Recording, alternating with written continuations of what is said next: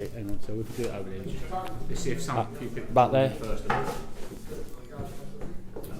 See if anyone's right. Okay.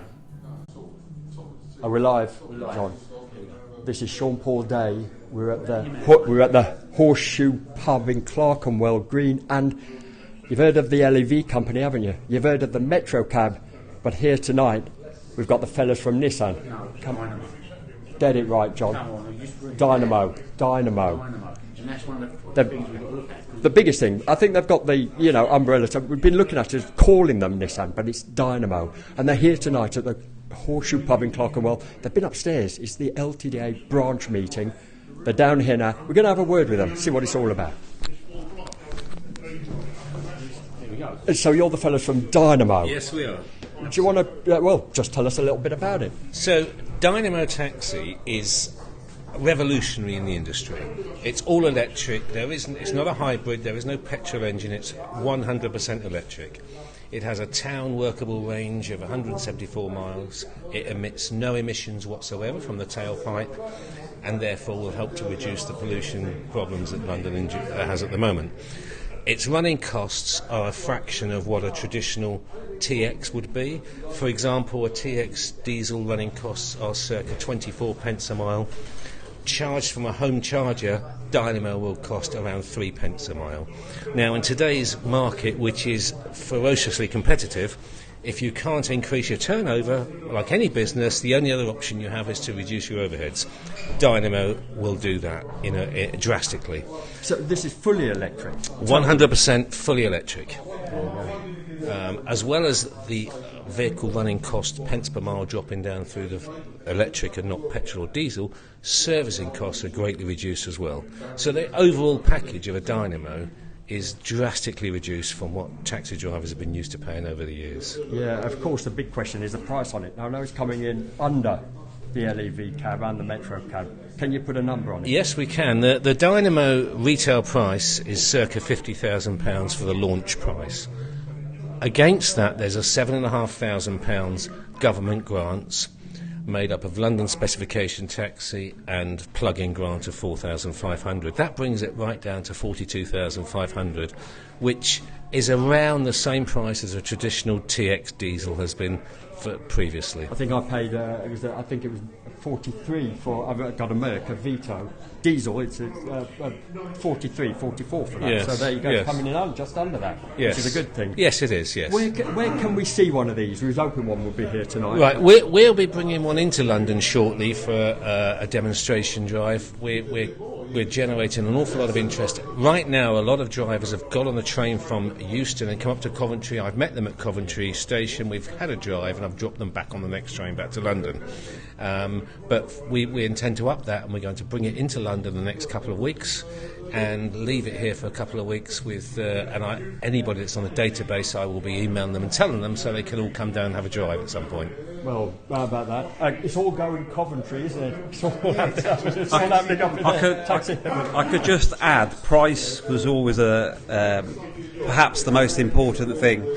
When we entered the development phase of the vehicle, we did a lot of research with Nissan itself, and we were told, try and sell a vehicle over 50,000 in a new sector, in a new market, you're going to struggle. So we really cut back on some of the luxuries that were being designed into the vehicle and brought the vehicle to a price, and a competitive price at that, but also brought the vehicle to a condition which is maintainable, it's serviceable. It might not be luxurious, but we were trying to hit the price. It was on the market a few years ago, was it? Oh, that was the petrol version, right, but legislation, and I think cost as well, was a bit of an issue there. But legislation said 2018. Right. It didn't really have so many legs after that. We were only really interested in the electric version, and we've got the right sort of support from Nissan as regards this project. And so far, we've been a little bit surprised with the demand. So who are you? So what is Dynamo? What's its history? So I set up Dynamo Motor Company. I was developing the petrol version with Nissan. Okay. The petrol version was to lead to an electric version. The petrol version was cancelled, and I can only imagine legislation had a part to play in that. At the time, I thought it was also going to be a bit expensive for a petrol version of the taxi.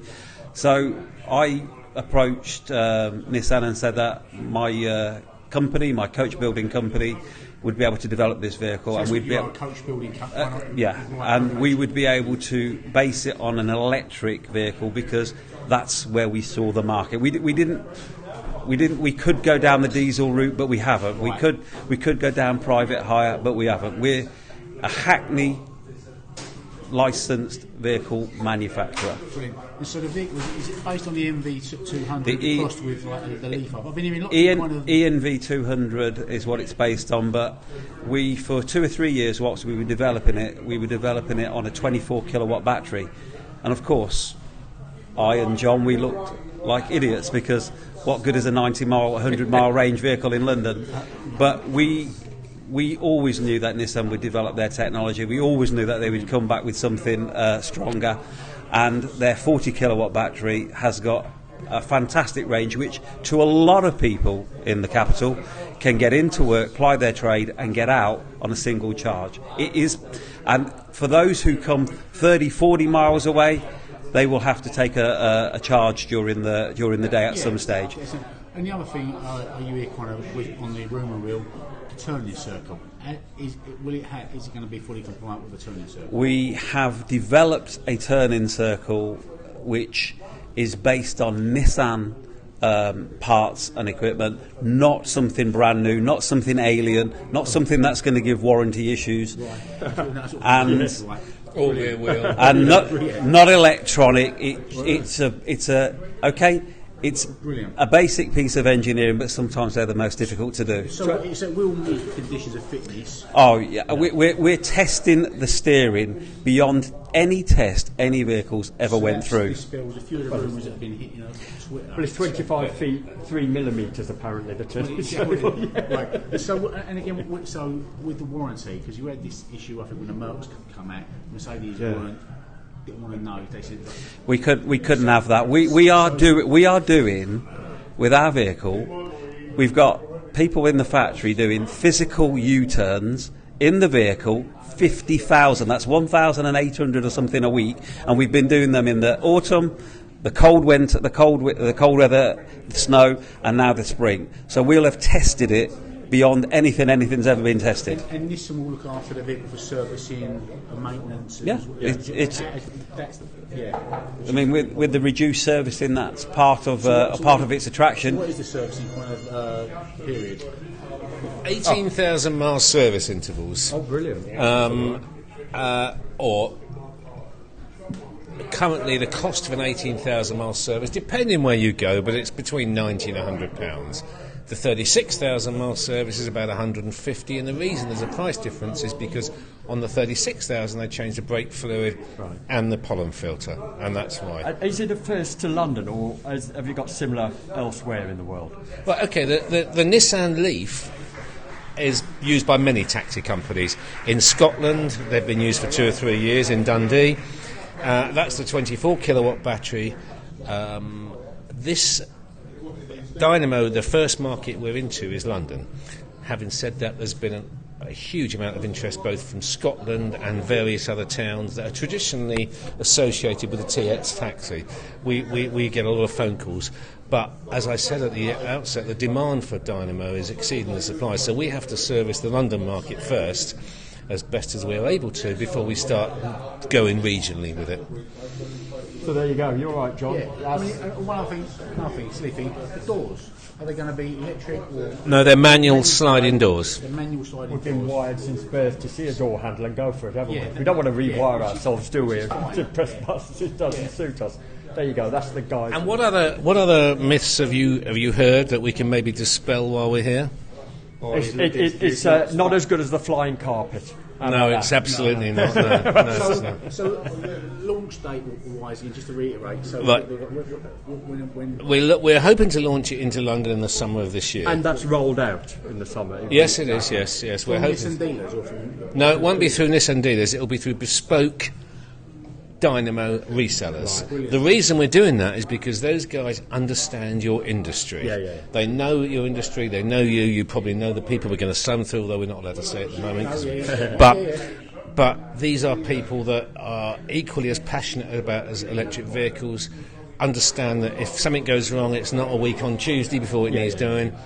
But to be honest, there's so few moving parts on it. Really? And you know, you find anybody with a Nissan, ask them what's gone wrong with it, with a Nissan Leaf, and I'll be amazed if they say anything. Right. Because that's what Nissan tell us. Yeah. positive, isn't it? Yeah, it is, yeah. That's what we needed, because I think, we've been left We are. to try, and I think it's refreshing. There's people using these vehicles in the West Country as private hire. In for the 120,000 mile test, part of that test is battery, still at 100%. And that's just what I asked about. 100%. That's the big one. People ask. All it needed was a set of wiper blades. It was still on the original brake pads, because every time you take your foot off the accelerator, it's regenerative braking back into the battery, which turns the motor from an electric motor into a generator, which in turn slows the vehicle right down. So you're only pressing the brake pedal down from sort of 10 mile an hour to 0 as opposed to 30 mile an hour to 0. Right. And so battery life, it always comes out, this is the question that comes up, they scream about battery life. Okay, Nissan Leafs have been out since 2012 plate. Bear in mind I said it's exactly the same running gear. Over 400,000 have been sold worldwide, and I think I'm right in saying there's about 10 replacement batteries in that time. Cool. It's Nissan, I'll tell you, the battery is probably the best part of the vehicle. It's, this guy, 120,000 miles, battery's still 100% perfect, yeah. Yeah, brilliant. One other little thing, I'll probably go back to you then, because if you've done it on the development team of the last, on the the restyling. Why didn't you go with the restyling on this? Because it was cost. It was cost. I thought if you're trying to look like a black cab and you're based on a different type of vehicle, you can only ever be halfway.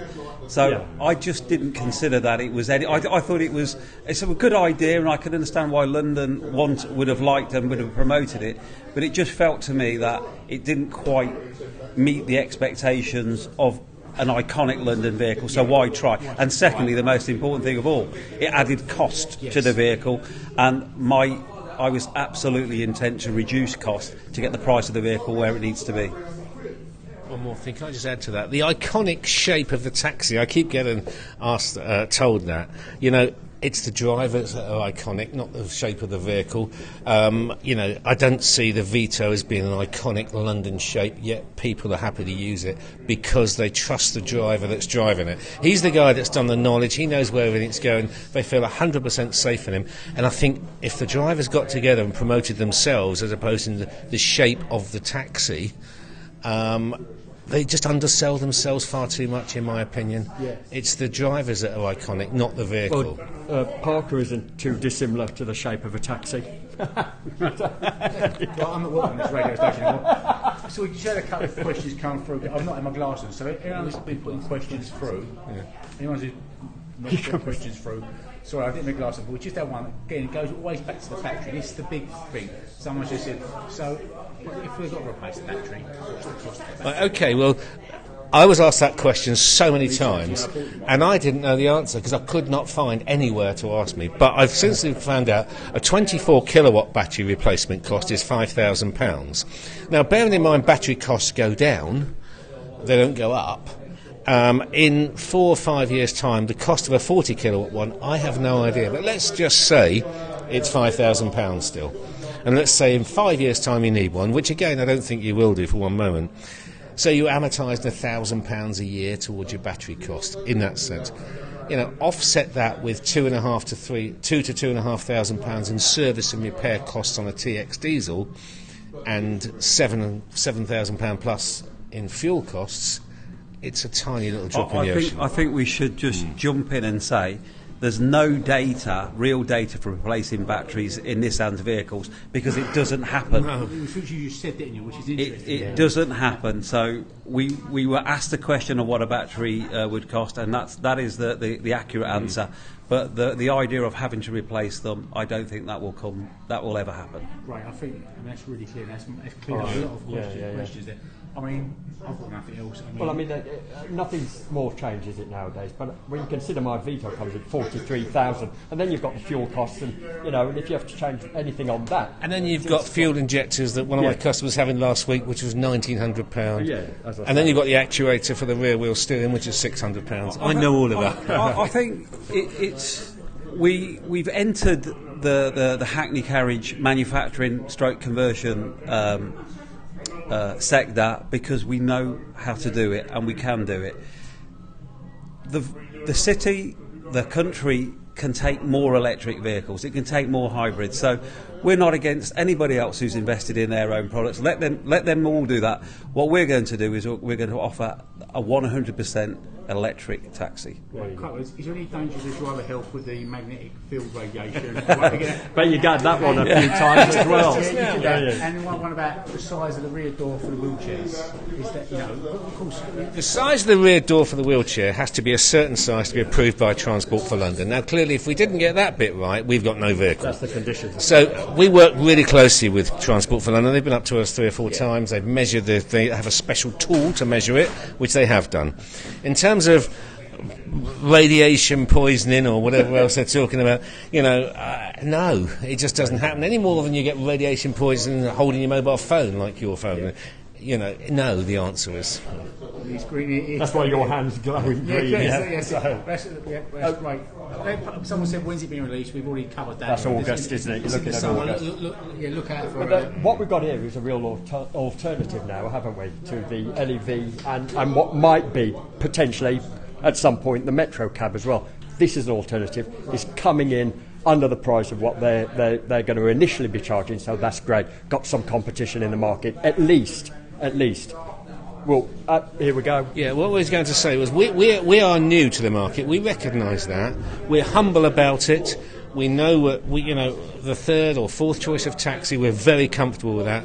What we didn't expect was the level of demand that we would expect, because it's a new industry, but we know we have one chance to make a first impression, and we intend to make that the right impression. So we don't pretend our cab is something that it's not. We don't pretend our taxi will do things it won't.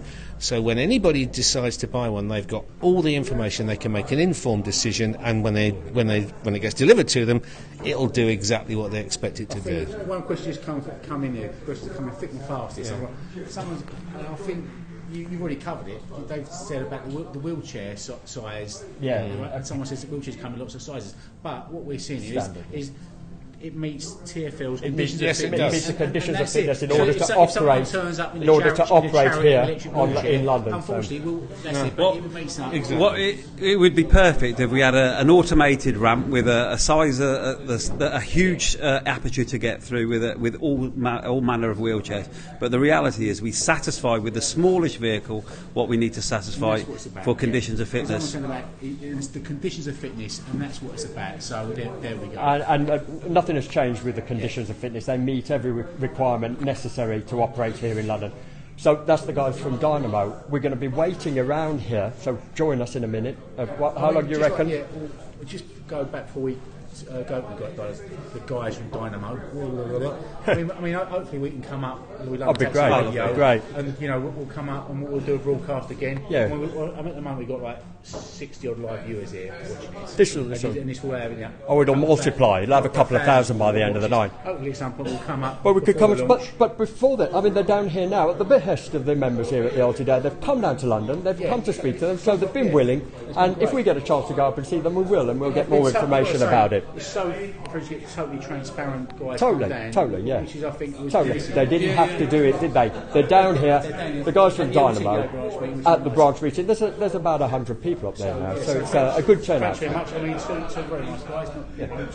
Thanks for coming down to your time. Thank you. We made them miss their train back to Coventry. Bombed Coventry. There you go. So we'll be back with West Street. We'll be back soon. Hopefully. Okay. All right, Thank well you, done. guys. It's all right. Give a bit of traction Yeah, from thank that. you. Yeah. I'll, Listen, you've got my